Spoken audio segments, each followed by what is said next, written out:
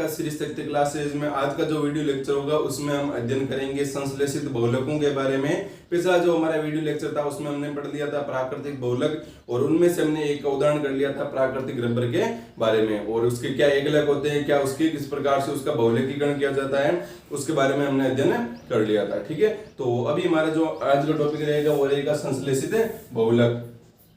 तो इसकी परिभाषा तो आपको पता ही है वैसे कि संश्लेषित मतलब जिसका निर्माण किया गया, ठीक है, मनुष्य के द्वारा। तो संश्लेषित बहुलक कौन से होते हैं?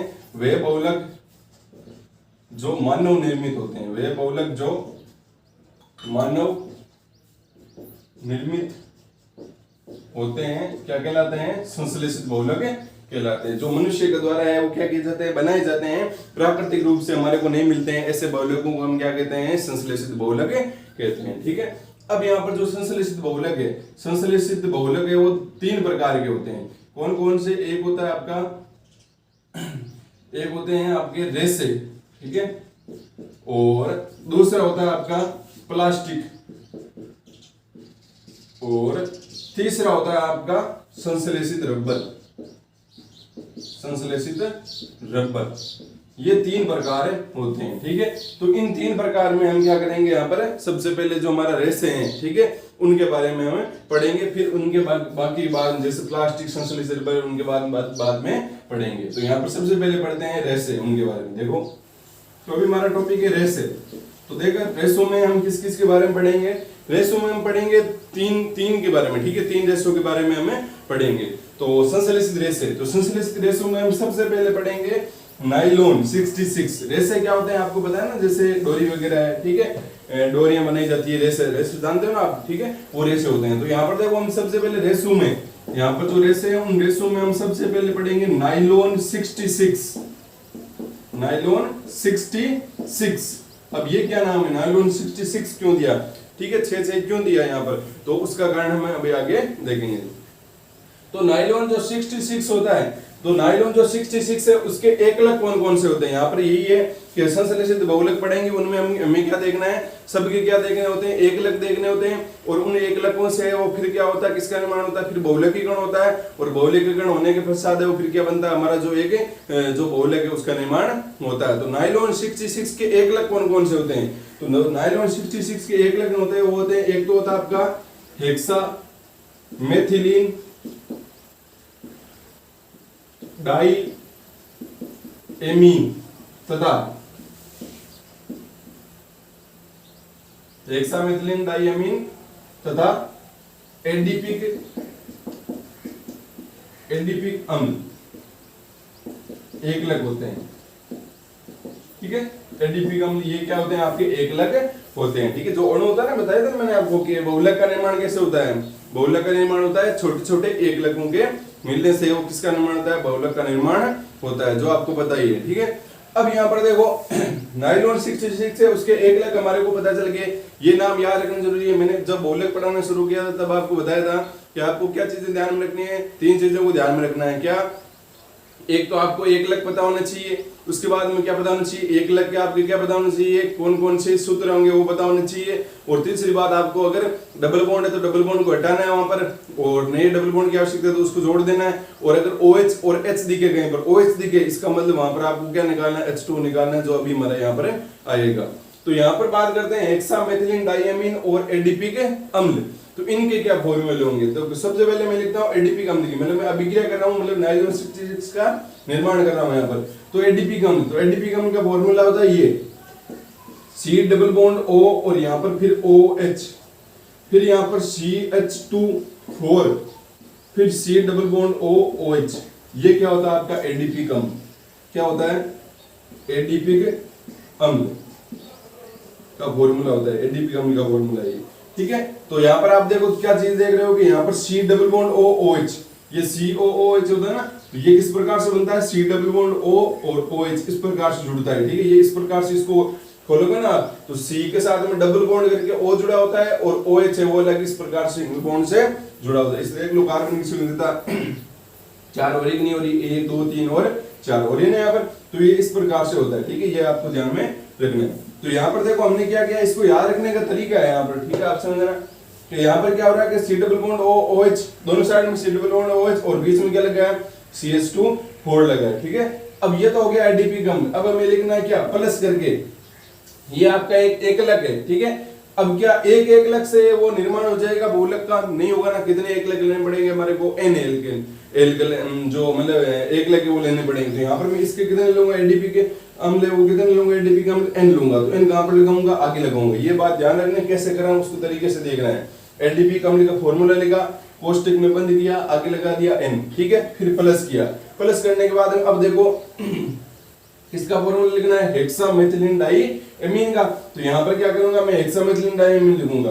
तो यहाँ पर देखो डाईएमीन, एमीन होता है NH2, डाईएमीन मतलब NH2 कितनी बार आएगा? 2 बार आएगा। कैसे आएगा देखो, NH2 CH2 6 और सॉरी वापस से NH2, और ये हो गया आपका हेक्सामेथिलीन डाईएमीन, और इसके भी कितने अणु लेंगे हम? n अणु लेंगे।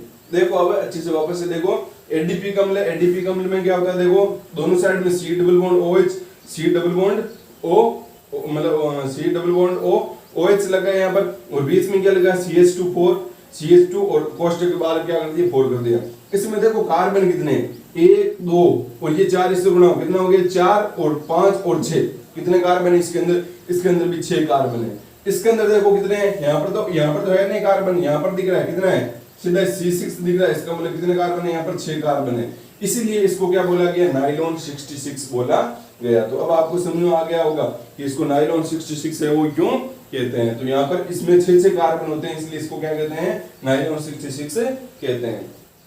आपको फॉर्मूले पता होना चाहिए। देखो हमने कैसे लिखा वो याद करने पड़ेंगे, आपको याद करोगे तो हो जाएगा। एडीपी कम्ल है, दोनों साइड में COOH लगा दिया और बीच में क्या लगा दिया? अब यहाँ पर देखो ये CH2 लगाना है। कोष्टक का भी ध्यान रखना है, यहाँ पर गलती नहीं करनी है कि कोष्टक किस प्रकार से बाहर लगे, ये 4 अंदर लिखे बाहर लिखे, ये भी आपको कंफ्यूज कर सकते हो, ठीक है। ये गलतियां करोगे मैं उसके बारे में बता रहा हूँ आपको।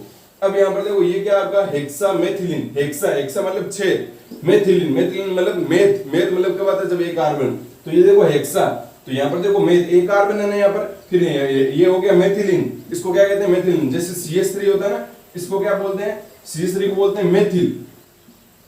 CH4 को क्या बोलते हैं? CH4 को बोलते हैं मेथेन। और CH2 को क्या बोलते हैं? मेथिलीन। क्या बोलते हैं? मेथिलीन बोलते हैं। CH2 को क्या बोलते हैं? मेथिलीन। तो उसी प्रकार से यहाँ पर देखो CH2 है, इसको क्या बोलेंगे? मेथिलीन। कितने मेथिलीन है? हेक्सा है 6 मेथिलीन है। 6 मेथिलीन लिख दिया। डाई मतलब 2, क्या है? 2 एमीन है, ये 1 और 2 एमीन, ठीक है। तो आपको इस प्रकार से फॉर्मूला आपको याद में रखने हैं। अब देखो आगे, ये तो हमने लिख दिए क्या? एकलक। अब इन एकलकों के अभिक्रिया से क्या बनेगा आपका? बहुलकीकरण होगा इनका। तो यहाँ पर दर्शा दे दीर्घ निशान, यहाँ पर क्या होगा? क्या लिखेंगे? बहुलकीकरण। तो जब बहुलकीकरण होगा तो क्या होगा देखो। अब आपको यहाँ पर देखना है कि क्या यहाँ पर OH दिख रहा है कहीं पर आपको? क्या OH दिख रहा है? तो OH यहाँ पर दिख रहा होगा मेरे हिसाब से। कहां पर दिख रहा है? ये OH रहा, ये OH रहा, है ना। यहाँ पर आप बोलोगे डबल बॉन्ड भी है। जब OH आता है डबल बॉन्ड को नहीं देखना है, और ये डबल बॉन्ड है और यहाँ पर O के साथ में जुड़ा है, तो आपको डबल बॉन्ड को एक बार नहीं देखना है यहाँ पर, ठीक है। अब यहाँ पर क्या जुड़ा हुआ है? OH जुड़ा हुआ है। जुड़ा हुआ है OH, इसका मतलब क्या निकलेगा आपका? H2 निकलेगा ही निकलेगा। कैसे निकलेगा देखो, यहाँ पर होगा क्या? ये बात ध्यान रखना कि इसको इसके साथ में जोड़ना है, इसको इसके साथ में जोड़ना है। कैसे जुड़ेगा? कैसे जुड़ेगा भाई? मान लो माला कैसे बनती है? एक मोती को दूसरे मोती से जोड़ना है, तो कैसे जोड़ना पड़ेगा? धागा डालना पड़ेगा ना, तभी वो क्या होंगे? मोती एक साथ में वहां पर आएंगे ना, नहीं तो नहीं आएंगे ना। तो धागा डालना पड़ेगा, मतलब इन दोनों को जोड़ना है। तो यहाँ पर क्या करना पड़ेगा हमारे को? जो NH2 है, अब H2 कैसे बनता है बताओ? H2 कैसे बनता है? H2 बनता है H प्लस और OH माइनस से। H2 जब तोड़ते हैं तो H प्लस और OH माइनस, मतलब कहने का मतलब OH माइनस और H प्लस मिलेंगे, तभी किसका निर्माण होगा? आपका H2 का निर्माण होगा। ऐसे होगा ना H2 का निर्माण। तो इसका मतलब H2 का निर्माण करने के लिए OH और H की आवश्यकता है। OH तो यहाँ पर पड़ा है, अब H कहां से लेकर आएंगे? तो H हम लेंगे यहाँ से, ठीक। किससे लेंगे? एमीन से। किससे लेंगे? एमीन से। तो एमीन से लो H है वो, इस प्रकार से लोगे। यहाँ पर NH2 को हम क्या करेंगे? इसको NH और यहाँ पर एक H आगे लगा देंगे, ये लो H लिख दिया। अभी भी यहाँ पर जो आपके हाइड्रोजन है वो कितने हैं आपके? अभी भी कितने हैं? 2 ही है ना यहाँ पर। तो ये इस प्रकार से लगा देंगे, और आगे क्या लिख दिया? N लिख दिया। ठीक है। और यहाँ पर भी हम क्या कर देंगे, यहाँ पर NH तो है यहाँ पर, और यहाँ पर और लिख देंगे H, और यहाँ पर तो लिखने की जरूरत नहीं है, ठीक है। अब यहाँ पर होगा क्या कि एडीपी अम्ल का जो ये OH है वो क्या करेगा, इसे हेक्सामेथिलीन डाइएमीन के H से वो संयोग करके क्या बना लेगा, H2 बना लेगा। तो कहने का मतलब ये OH और ये H आपस में संयोग करके क्या बना लेंगे, यहाँ पर H2 बना लेंगे, ठीक है। अब कितने OH है, कितने OH है यहाँ पर, देखो NOH है ना यहाँ पर। क्यों NOH है, क्योंकि हमने N ही एडीपी कम लिए, कोई 1 2 3 4 5 6 7 ऐसे नहीं लिए, कितने लिए, N लिए। अब N हमारी मर्जी है हम कितने ही लें, ठीक है। तो N हमने एडीपी कम ली, यहाँ पर अगर मैं 2 लिखता तो आप कितने 2 OH यहाँ पर बोल देंगे, यहाँ पर 2 OH ये है, ठीक है। तो यहाँ पर N हमारे पास में क्या OH है और N ही क्या है, हाइड्रोजन है। तो H2 कितने निकलेंगे, 2 निकलेंगे, 3 निकलेगा, 1 निकलेगा। NOH है, N हाइड्रोजन है, यहाँ पर NOH है और प्लस का NH प्लस है, तो यहाँ पर कितना H2 बनेंगे, NH2 बनेंगे ना भाई। अभिक्रिया को संतुलित तो करना ही चाहिए ना, तो इस प्रकार से यहाँ पर NH2 का निष्कासन होगा। तो अभी तो हमारा नायलॉन नहीं बना ना, अभी तो हमने केवल एक लग लेके हैं।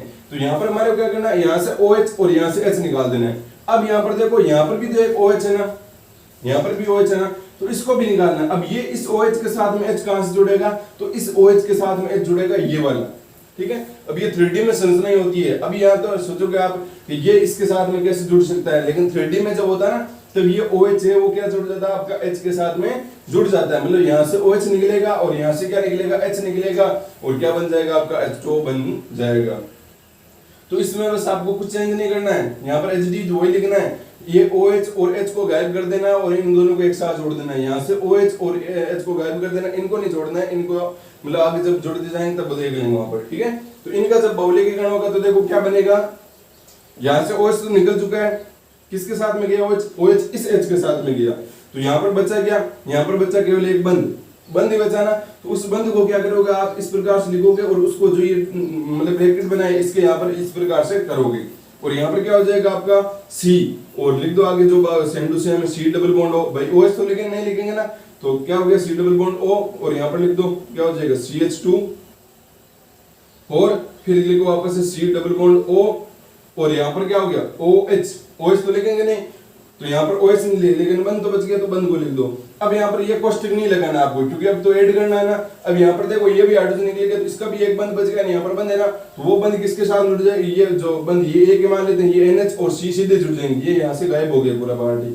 तो यहाँ पर क्या बन गया, ये NH, बाकी जो आगे वो सेम टू सेम लिख दो, क्या हो गया CH2 6 और NH, ये H भी किसके साथ में चला गया, इस OH के साथ में चला गया, तो इसको भी लिखने की आवश्यकता नहीं है। तो यहाँ पर सीधा लिख देंगे, ये बंद बना देंगे और इसके आगे इस प्रकार से ब्रैकेट लगा देंगे, कोष्टक लगा देंगे, और ये बन गया आपका नायलॉन 66। अब इसके भी क्या लगाना है, यहाँ पर क्या लगाना है आपको N, भाई ये कितने हैं, कितने नायलॉन के, कितने नायलॉन 66 के कितने अणु बने, N अणु बने। तो ये हो गया आपका नायलॉन 66।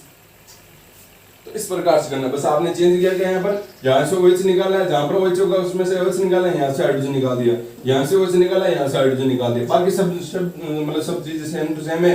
और इनको बीच में भी यहाँ पर जोड़ना है, ये भी ध्यान में रखना, ऐसे नहीं कि आप जोड़ नहीं। यहाँ पर देखो ये C है, C के बाद में ये OH निकल गया, यहाँ से भी H निकल गया, तो C और NH को हमने सीधा जोड़ दिया यहाँ पर, देखो ठीक है। और बाकी सेम टू सेम लिखा है, बस यहाँ पर चेंज क्या किया, यहाँ से हाइड्रोजन निकला तो वहां पर बंद निकला, तो उसको ऐसे करना है, ये ध्यान रखना, इस प्रकार से लिखना आपको, जैसे मैंने लिखा है, ये बंद है, इसको काटना चाहिए, ठीक है। ये हो गया नायलॉन 66। अभी भी हम कुछ भूल रहे हैं ना, क्या भूल रहे हैं कि यहाँ पर हमारे H2 भी तो निकले ना, कितने H2 निकले, NOH थे और N हाइड्रोजन थे, तो कितने NH2 निकलेंगे, तो यहाँ पर लिखेंगे NH2O।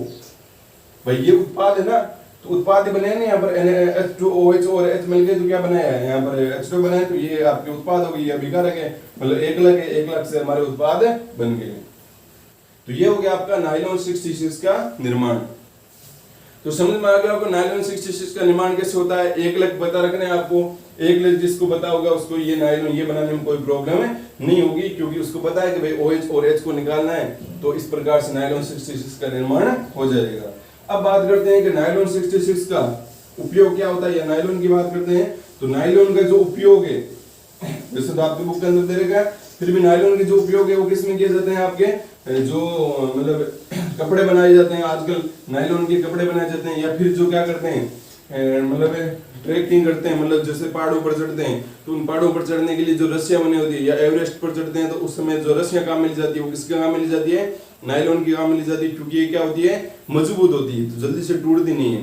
और कपड़े भी बनाए जाते हैं और बेरिंग भी बनाए जाते हैं, ठीक है। जो महंगी गाड़ियां होती है उनकी जो ऊपर की बॉडी होती है वो किससे बनाई जाती है, नायलॉन से ही बनाई जाती है, ठीक है, ताकि मतलब ज्यादा भारी ना हो। सुपर जो कारें होती है ना, सुपर फास्ट जो कारें होती है उनको तो स्पीड से मतलब है ना उनको, तो वहां पर फिर वो नायलॉन से ही वो उनके पार्ट है वो बनाए जाते हैं। तो गाड़ियों के बेरिंग बनाने में, पार्ट्स बनाने में, ठीक है, कपड़ों में, रेसों में, इस प्रकार से वो किसका प्रयोग किया जाता है, नायलॉन का प्रयोग किया जाता है। सारे जो उपयोग है वो आपकी बुक है वहां से आप देखे लेना। तो ये हो गया आपका एक रेशा, ठीक है। अब यहाँ पर दूसरे की बात करते हैं हम। तो दूसरे रेशे में दूसरे जो उदाहरण है वो है आपका टेरिलीन। टेरिलीन क्या है, टेरिलीन, जैसे वहां पर नायलॉन 66 था वैसे यहाँ पर टेरिलीन है, या फिर इसको बोलेंगे डेक्रोन। क्या बोलेंगे, डेक्रोन। ये भी आपको ध्यान में रखना है, ठीक है। अब यहाँ पर देखो टेरिलीन, डेक्रोन, और ये इसको बोलेंगे पॉलिस्टर। चलो इसको रहने दो, यहाँ पर छोड़ो। तो यहाँ पे ये क्या हो गया आपका, टेरिलीन हो गया, डेक्रोन हो गया, ठीक है। ये आपको ध्यान में रखना है, इसके ये मतलब दोनों नाम एक ही है। तो अब देखो यहाँ पर क्या हो गया, टेरिलीन या डेक्रोन है, उसके एकलक कौन कौन से, एकलक पता होने चाहिए ना।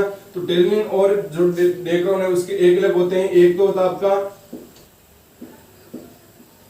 टर्फेथेलिक अम्ल, टर्फेथेलिक अम्ल, और तथा एथिलीन ग्लाइकोल। एथिलीन ग्लाइकोल ये क्या होते हैं, आपके एकलक होते हैं। ये बात आपको ध्यान में रखनी है। अब हमारे को एकलक लिख दिया तो हमारे क्या लिखना होता है, इनकी अभिक्रिया लिखनी पड़ेगी। तो अभिक्रिया कैसे लिखेंगे, देखो अभिक्रिया यहाँ पर लिखेंगे। सबसे पहले टर्फेथेलिक अम्ल का फॉर्मूला लिखते हैं। तो टर्फेथेलिक अम्ल का फॉर्मूला क्या होगा, C=OH, और यहां पर लगाना है बेंजीन। क्या लगाना है, बेंजीन। हमने हाइड्रोकार्बन पढ़ा है ना, बेंजीन की संरचना किस प्रकार से होती है, ये बीच में आपको गोला भी लगाना है, ठीक है। ये क्या होता है आपका, ये जो इस प्रकार से बनता है ना, ये वाला, ये क्या होता है आपका बेंजीन होता है। कब होता है बेंजीन, जब यहाँ पर गोला लगा। गोले का मतलब क्या होता है, यहाँ पर यहाँ पर एक को छोड़ के एक डबल बॉन्ड लगाओ। यहाँ पर डबल बॉन्ड, यहाँ पर नहीं होगा, यहाँ पर डबल बॉन्ड, यहाँ पर नहीं होगा, यहाँ पर डबल बॉन्ड। ये होता है आपका बेंजीन, ठीक है। और यहाँ पर जैसे यहाँ पर बेंजीन मतलब कैसे हुआ, यहाँ पर ये हाइड्रोकार्बन से मिलकर बना होता है। इसको हम ऐसे भी लिख सकते हैं, क्या लिखेंगे, यहाँ पर ये कोना है तो यहाँ पर CH, फिर यहाँ पर डबल बॉन्ड, ये देखो, फिर यहाँ पर क्या, ये वाला कोना तो क्या आएगा CH, फिर यहाँ पर ये देखो सिंगल बॉन्ड, फिर यहाँ पर क्या आएगा CH, फिर डबल बॉन्ड, तो फिर डबल बॉन्ड, फिर यहाँ पर CH लगाना है, ठीक है।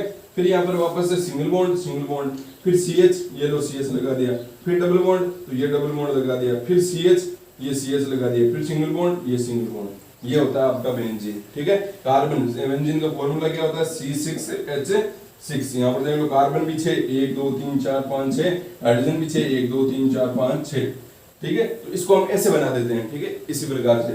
तो यहाँ पर ये डबल बॉन्ड है। अब डबल बॉन्ड यहाँ पर भी एक छोड़ के एक बनाना है। अगर आप यहाँ पर शुरू कर देते हो, मान लो यहाँ से शुरू कर दिया डबल बॉन्ड, ठीक है, तो आपको एक को छोड़ना है, फिर यहाँ पर लगाना है, एक को छोड़ना है, फिर यहाँ पर लगाना है। ऐसा भी बेंजीन बन सकता है। तो मतलब डबल बॉन्ड क्या कर रहा है, घूम रहा है ना यहाँ पर, तो इसलिए यहाँ पर हम क्या करते हैं, इनको वो हटाकर हम क्या करते थे, बीच में गोला लगा देते हैं। इसका मतलब ये भी क्या आपका बेंजीन ही है। अगर गोला नहीं लगा हो और यहाँ पर भी कोई डबल बॉन्ड नहीं है, तब ये क्या होगा आपका साइक्लोहेक्सेन होगा।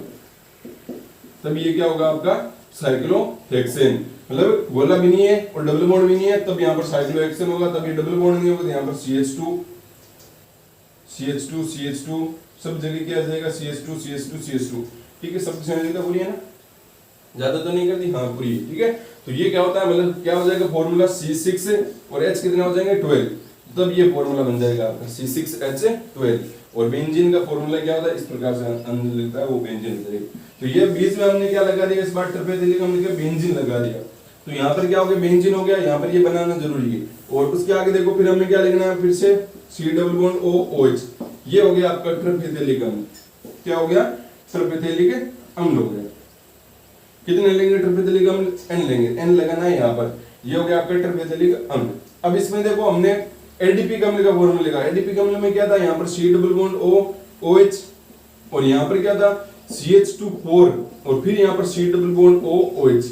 ये इस प्रकार से था जो सेम टू सेम ट्रापेजोइडल अम्ल है वो एडीपी का अम्ल जैसा है, बस फर्क क्या है यहाँ पर जो एडीपी का अम्ल में CH2 4 होता था उसकी जगह हमने क्या लगा दिया, बस एक बेंजीन लगा दिया है, ठीक है, और कोई अंतर नहीं है ना।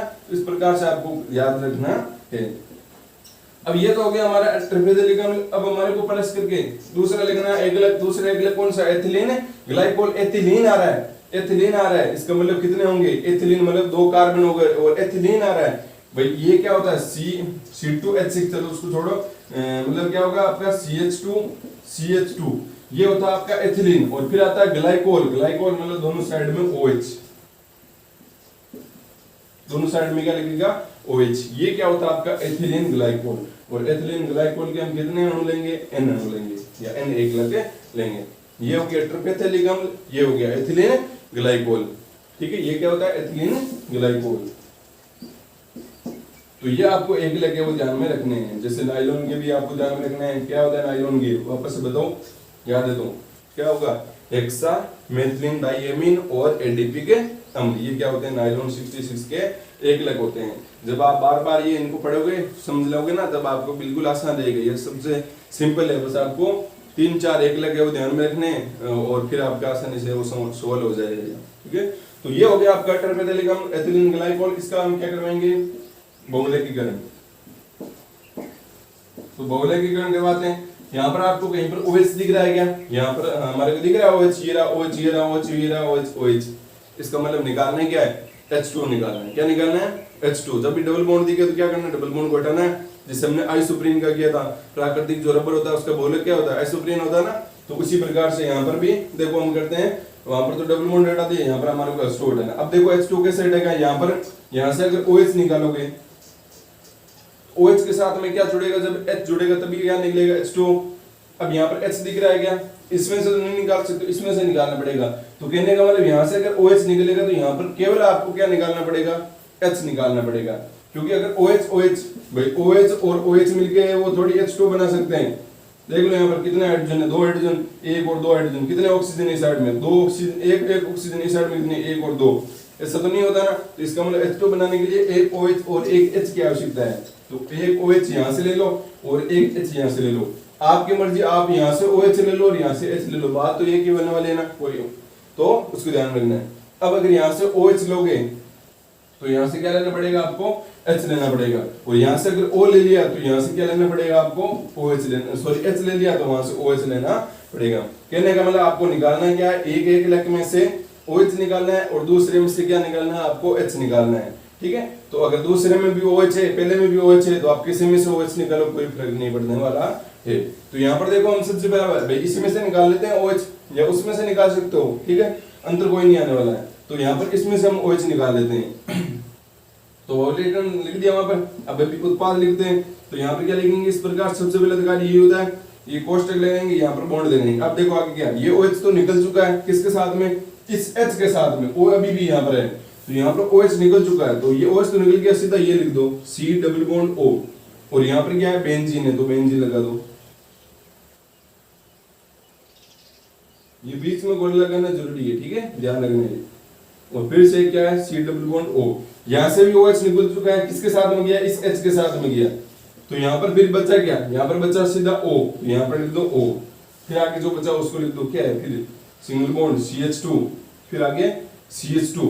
यहाँ से क्या निकला, OH निकला था, H निकला था, यहाँ से OH निकल गया था, इसका मतलब यहाँ से क्या निकलेगा, H। इसका मतलब यहाँ पर सिंगल बॉन्ड और O, और फिर यहाँ पर इस प्रकार से बंद, और ये इसको बंद कर दिया। और कितने यहाँ पर, ये N है, तो यहाँ पर भी कितने बहुलक बनेंगे आपके, N बहुलक बनेंगे। N यहाँ पर नीचे लगाना है, यहाँ पर दोनों का आगे लगाना है। और कितने H2 निकले आपके, प्लस करके लिख दो, कितने हो गए, NH2, NH2। ये क्या बन गया आपका, टेरिलीन या डेक्रोन बन गया, टेरिलीन या डेक्रोन।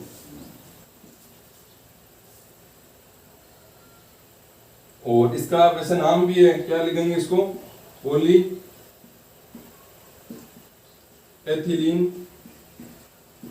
टरथेलेट बहुलक, ये भी ध्यान रखना है। और इसको क्या बोलेंगे हम, टेरिलीन भी बोलेंगे, या फिर इसको बोलेंगे या डेक्रोन बोलेंगे, ये भी आपको ध्यान में रखना है।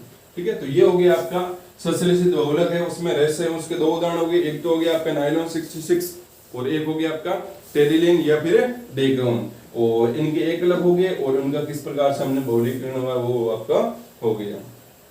तो ये हो गया आपके दो है, वो क्या हो गए जो मतलब रेसों का हो गया उदाहरण। अब इसका टेरिलिन या डेक्रोन का उपयोग क्या है, तो टेरिलिन या डेक्रोन का उपयोग है वही वस्त्र वगैरह बनाने में इसका प्रयोग है किया जाता है, कपड़े वगैरह बनाने में प्रयोग किया जाता है। और बाकी का जो है ना वो आप जो आपकी बुक है उसके अंदर आप देख लेना, वहां से अध्ययन कर लेना, तो आपको वहां से आपको पता चल जाएगा, ठीक है, उपयोग वहां से बुक से आप देख लेना।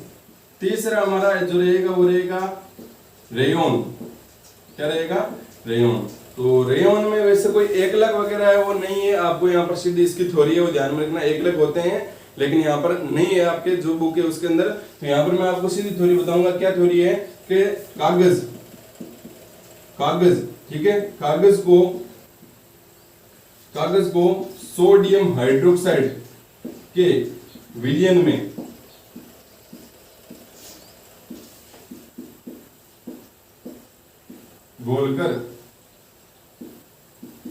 घोला जाता है, घोलकर इसको शुद्ध किया जाता है, ये समान, ठीक है। मतलब जो कागज है, कागज को क्या करेंगे, सोडियम हाइड्रोक्साइड के विलयन में घोला जाएगा और घोलकर उसको हम क्या करेंगे, शुद्ध करेंगे, ठीक है। उसके बाद में घोलकर शुद्ध किया जाता है, घोला जाता है, घोलकर शुद्ध किया जाता है, ऐसे लिख दो। तथा इसमें कार्बन कार्बन डाइसल्फाइड मतलब CH2, जैसे कार्बन डाइऑक्साइड होता है ना वैसे यहाँ पर कार्बन डाइसल्फाइड है तो CH2 होगा। इसमें कार्बन डाइसल्फाइड गैस प्रवाहित की जाती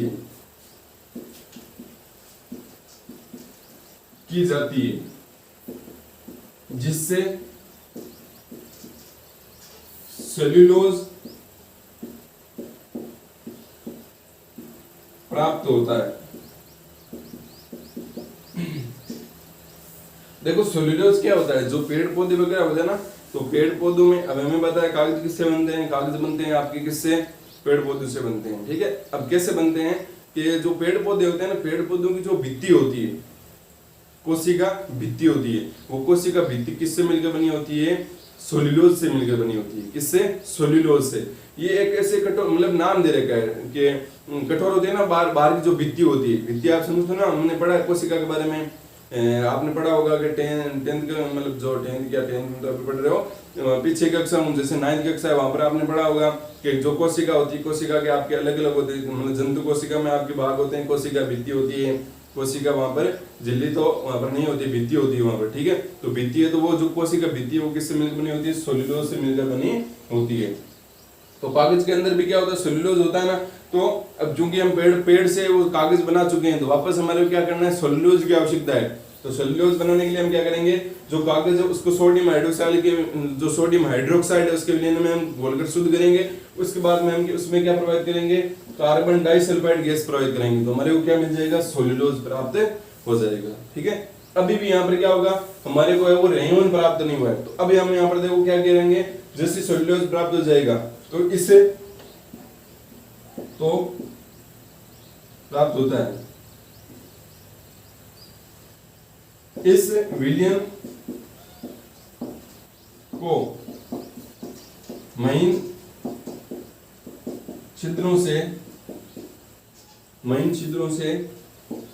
सल्फ्यूरिक अम्ल H2SO4 सल्फ्यूरिक अम्ल की फॉर्मूला होता है, महीन छिद्रों से सल्फ्यूरिक अम्ल में छाना जाता है या डाला जाता है, ठीक है, वो लिख लो आप, छाना जाता है। तो इस प्रकार से प्राप्त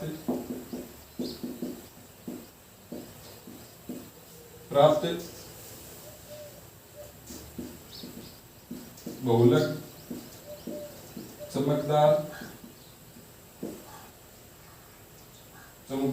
तथा महीन होता है, ठीक है, होता है इसे, और ये बहुलक रेयन होता है, इसको ये इतना ही रेयन कैसे रेयन को हम कैसे बनाएंगे, हम क्या लेंगे, कागज लेंगे, ठीक है। उस कागज को हम क्या करेंगे, सोडियम हाइड्रोक्साइड, 3-4 बातें आपको ध्यान रखना आसान रहेगा। कागज लेंगे, उसको सोडियम हाइड्रोक्साइड की विलयन में घोलेंगे या घोलकर शुद्ध करेंगे, ठीक है। बुक के अंदर अच्छे से आपकी थोड़ी देर की उसको आपको अच्छे से अध्ययन करना है, ठीक है। फिर इसमें हम क्या करेंगे, फिर इसमें हम डालेंगे कार्बन डाइसल्फाइड CH2 गैस, ठीक है। कागज को लिया, सोडियम हाइड्रोक्साइड घोल में घोला उसको, फिर उसमें हमने प्रवाहित की गैस, कौन सी गैस प्रवाहित की, कार्बन डाइसल्फाइड गैस है वो प्रवाहित की। फिर इसमें हम तो इससे हमारे को क्या प्राप्त हो जाएगा, सेल्यूलोज प्राप्त हो जाएगा, ठीक है। सेल्यूलोज वैसे पेड़ पौधे सीधा प्राप्त होता है, लेकिन अगर हम, क्योंकि कागज भी तो क्या आपके बहुत ज्यादा होता है ना, हम पेड़ पौधे से कागज बना लेते हैं, तो कागज वेस्ट मतलब वापस से उसको रिसाइकिल कर सके, तो उसके लिए इस प्रकार का प्रयोग किया जाता है। फिर सेल्यूलोज प्राप्त हो गया। अब ये जो सेल्यूलोज का जो विलीन प्राप्त हुआ है, गाढ़ा विलीन होता है, क्या होता है, गाढ़ा विलीन प्राप्त हो जाता है। और इस गाढ़े विलीन को क्या किया जाता है, महीन जो छिद्र होते हैं उनमें उसके ऊपर डाला जाता है, तो महीन छिद्रों से गाढ़ा द्रव्य क्या होगा, नीचे आएगा ना, तो ये छनकर किस में जाएगा, इसको नीचे बर्तन लगा रखा होगा, इस प्रकार से एक बर्तन होगा, उसके अंदर क्या भरा जाएगा, H2SO4 भरा जाएगा। यहाँ पर इस प्रकार से एक मतलब छिद्रों वाली यहाँ पर छलनी लगा दी, ठीक है। इसके अंदर जैसे वो गाढ़ा द्रव्य होगा वो डाला जाएगा, तो यहाँ से जो गाढ़ा द्रव्य वो छनेगा और कहाँ पर जाएगा, इसमें H2SO4 के विलीन में जाएगा। और जैसे H2SO4 के विलीन में गिरेगा तो हमारे को यहाँ पर क्या प्राप्त हो जाएगा, रेयन प्राप्त हो जाएगा, ठीक है। तो रेयन भी है वो किसके लिए, कपड़े वगैरह बनाने के लिए इसका मतलब प्रयोग किया जाता है। तो जो चुंबकीय मतलब टेप वगैरह है वो बनाने में किसका प्रयोग किया जाता है, जो इनका प्रयोग करेंगे, ठीक है। और भी बहुत सारे उदाहरण हैं, बुक के अंदर आपके सारे उदाहरण दे रखे हैं। तो ये हो गया आपके संश्लेषित बहुलक में एक पार्ट कौन सा, रेशों का। 2 पार्ट अभी बच जाते हैं, कौन सा, प्लास्टिक और संश्लेषित रबर। रेशों के बारे में 3 ही आपके रेशे हैं, उन 3 रेशों के बारे में आपको बताना चाहिए, नायलॉन 66, टेरिलिन और रेयन।